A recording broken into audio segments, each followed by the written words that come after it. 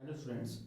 Class 10th का एक important topic जो कि pair of linear equation in two variables में है, कंसिस्टेंट और इनकंसिस्टेंट, ये क्या होता है, इसी को लेकर के आज हम लोग डिस्कशन करेंगे। और उस पर जो एक्सरसाइज बेस्ड है 3.2, वो फिर आपको करने में बहुत आसानी होगी। तो हम इस लेक्चर में हम लोग सिर्फ इसको समझेंगे।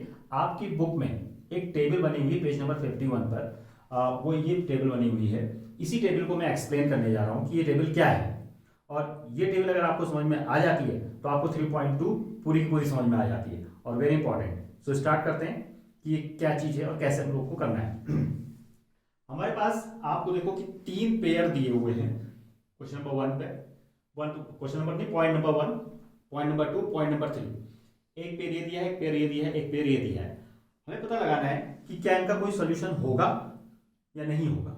कंसिस्टेंट और इनकंसिस्टेंट क्या होता है, संगत और असंगत क्या होता है, जब आप पूरा वीडियो देख लेंगे तो समझ में आ जाएगा लास्ट में कि कंसिस्टेंट किसको कहते हैं और इनकंसिस्टेंट क्या होता है।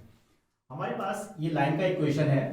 लाइन का इक्वेशन हमेशा a x plus b y plus c equal to zero इस रूप में लिखा जाता है। देखिए a x b y c, ठीक है। यहां पे दो इक्वेशन है तो हम लोग एक को a one x b one y c one equal to zero, दूसरी को a one b two c two, इस तरीके से कह सकते हैं। सबसे पहले आपने जो कोफिशिएंट है a one a two b one b two c one c two, ये निकाल लें। ए वन, इसमें ए वन है one, a one upon a two, one upon three, ये है a two, a one a two. Similarly b one है two, b one is two और b two is four. C one upon c two, c one upon c two, zero upon 20। आपने इनके coefficient के ratio निकालने हैं। सबसे पहले हमने कोफिशिएंट के रेशियो निकाल लिए हैं। अब देखते हैं कि क्या तीनों इक्वल हैं या नहीं है। तो हमको ये देखते हैं कि 1/3 और इसको सॉल्व करेंगे तो ये 1/2 और ये 0, तो इक्वल नहीं है, ठीक है। a1 upon a2 b1 upon b2 के इक्वल नहीं है।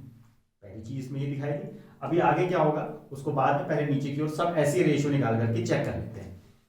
सिमिलरली यहां पर a1 अपॉन a2 निकालेंगे, b1 अपॉन b2 निकालेंगे, c1 अपॉन c2 निकालेंगे। a1 का वैल्यू है 2, a2 का वैल्यू है 4, b1 का वैल्यू है, ये है b1 और ये b2, c1 upon c2 9 upon 18।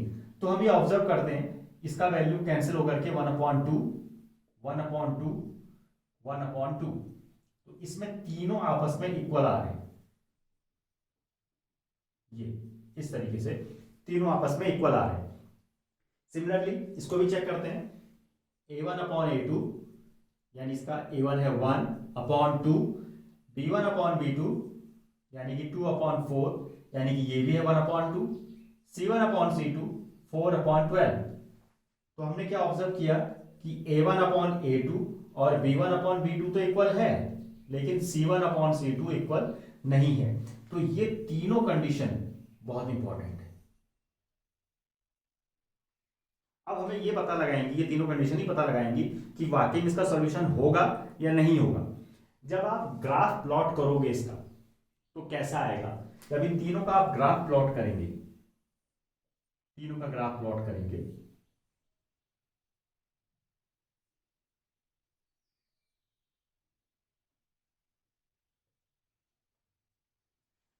तो होगा क्या कि अगर ऐसी स्थिति होगी a1 अपॉन a2 और b1 अपॉन b2 इक्वल नहीं होंगे, तो उस केस में जो दो लाइंस हैं वो दोनों लाइंस एक दूसरे को कहीं ना कहीं इंटरसेक्ट करेंगे। मान लो एक लाइन ये है पहली वाली और दूसरी वाली ये है,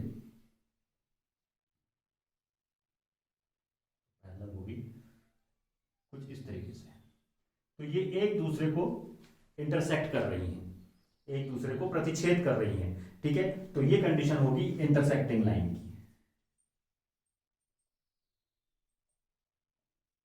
इंटरसेक्टिंग लाइन यानी कि प्रतिच्छेदी रेखाएं ये एक दूसरे को काटेंगी। अगर ऐसी स्थिति आएगी कि तीनों के तीनों इक्वल हो जाएंगे, a1 upon a2 b1 upon b2 और c1 अपॉन c2, तीनों के तीनों इक्वल हो जाएंगे, तो उस केस में कुछ इस तरह का फिगर बनेगा।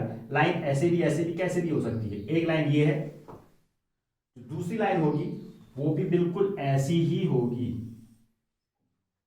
एक लाइन और उसके ऊपर दूसरी लाइन, एक लाइन ये है, इसकी उसी के ऊपर दूसरी लाइन होगी, तो इस तरह का ग्राफ बनेगा उसमें। तो इनको हम लोग क्या बोलते हैं, कोइंसिडेंट लाइन, यानी कि प्रतिच्छेदी रेखाएं, कोइंसिडेंट लाइन, सॉरी प्रतिच्छेदी रेखाएं नहीं, संपाती रेखाएं। इस तरह की लाइंस जो होंगी वो कोइंसिडेंट लाइन होंगी अगर ऐसी स्थिति होगी। तीसरा केस, अगर शुरू के दो तो बराबर हैं, यानी कि a1/a2 b1/b2 बराबर है, लेकिन c1/c2 बराबर नहीं है, तो इस तरह की जो रेखाएं होंगी वो क्या होंगी, इस तरह की जो रेखाएं होंगी वो समांतर होंगी, यानी कि पैरेलल लाइंस होंगी। इस तरह की लाइंस होंगी पैरेलल लाइंस।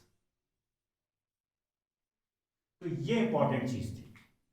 अभी भी हम लोग कंसिस्टेंट और इनकंसिस्टेंट पे नहीं पहुंचे हैं, ठीक है।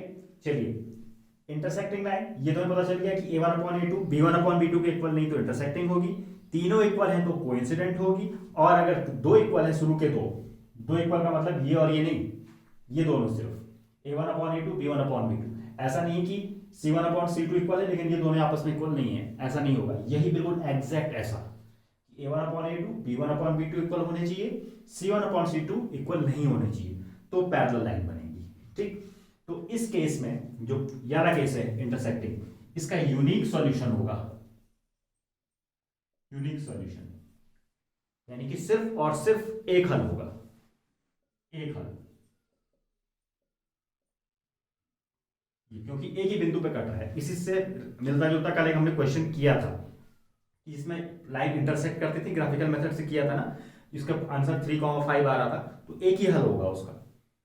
इसमें इस केस में क्या होगा, एक लाइन है उसके ऊपर दूसरी लाइन भी है, तो इस तरह के केस में इनफाइनाइट नंबर ऑफ सॉल्यूशन होंगे,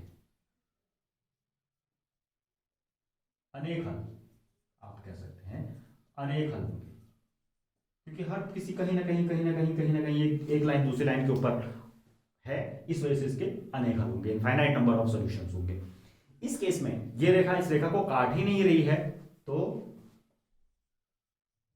कोई सॉल्यूशन नहीं होगा, नो सॉल्यूशन, कोई हल नहीं होगा। तो ये तीनों चीजें इंपॉर्टेंट होगी। अब कंसिस्टेंट और इनकंसिस्टेंट क्या है, अगर ये दो चीजें आती हैं तो वो है कंसिस्टेंट, और अगर ऐसा आता है कोई हल नहीं है तो वो है इनकंसिस्टेंट, यानी कि संगत और असंगत।